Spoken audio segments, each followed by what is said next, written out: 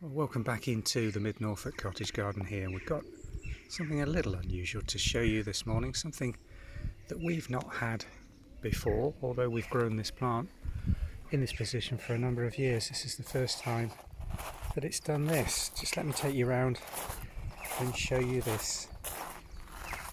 I wonder if any of you recognise what it is yet. It's growing from a base here. You may get a few clues from looking at those leaves. Been established in this position probably for about 7 or 8 years, but never done this before. Every morning it is flushed with these most wonderful, I'll let the flowers describe the colour for you. Let me see if I can just focus in on one of those. Just look at that. These open up. Every morning we're greeted by this flush, and then by the afternoon, even by lunchtime, they've done that. And then following day, browned off. They last less than 8 hours. Just let me come out, get the focus right for you. But the sheer volume of flowers that it's been producing throughout the second half of June, and now we're on the 1st of July, has given us this beautiful flush every morning. If you're going to plant one of these, you really should do it on a morning patio or somewhere where you're going to walk past it or appreciate it in that first part of the day. It has gone a bit leggy, and I think that may be this season. We've not had this flower previously at all. This is, of course, a salad plant called Endive, which is normally grown for its slightly bitter serrated leaf.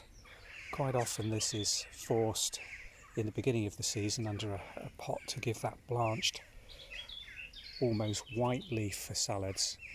This one was completely ignored this year. We haven't picked any of the leaf, used any of it, and I think as a consequence it's grown exponentially bigger than it would do, and that's, I think, why it's flowering.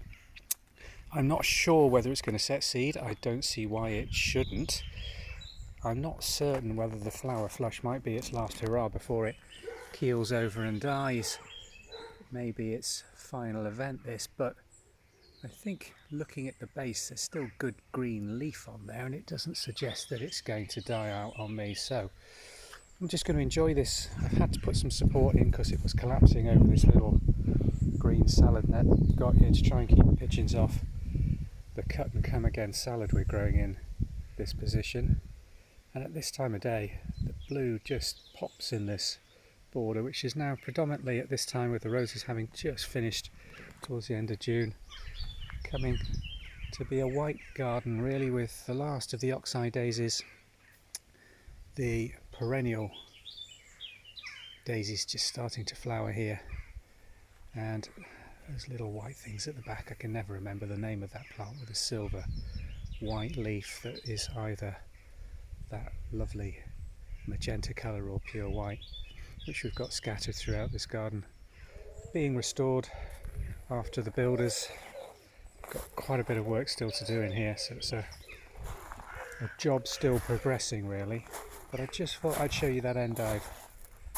I'm going to try doing that again next year, giving it a little bit more support and some extra water. Gives a lovely pop of blue first thing in the morning. Really nice addition to this, what is now becoming a flower garden rather than a salad or vegetable plot.